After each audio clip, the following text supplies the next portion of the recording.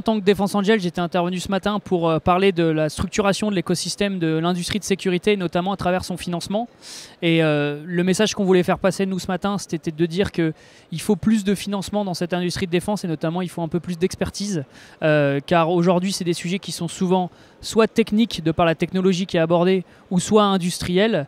Et dans les deux cas, les fonds ou les financiers globalement ont besoin de cette expertise, ce qui aujourd'hui est un peu lacunaire en France, en tout cas dans pas mal d'investisseurs. Et donc on voit qu'elle est en train de monter en puissance, cette expertise, c'est une très bonne chose, et qu'il y a déjà des pépites qui sont en train d'émerger, il faut continuer cet effort, et c'est comme ça qu'on pourra faire émerger cet écosystème, avec à la fois des financiers qui maîtrisent ce système, et à la fois de l'autre côté, des pépites qui peuvent être financées au bon niveau.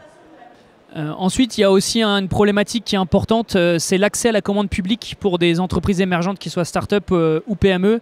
Et là, aujourd'hui, il y a encore un effort à faire en France, parce que d'un côté, on a des énormes efforts qui ont été faits au niveau de l'État pour trouver des subventions, pour un accompagnement financier, aussi bien en France qu'à l'export, et il faut le saluer, et c'est une très bonne chose que l'État s'investisse à ce niveau-là.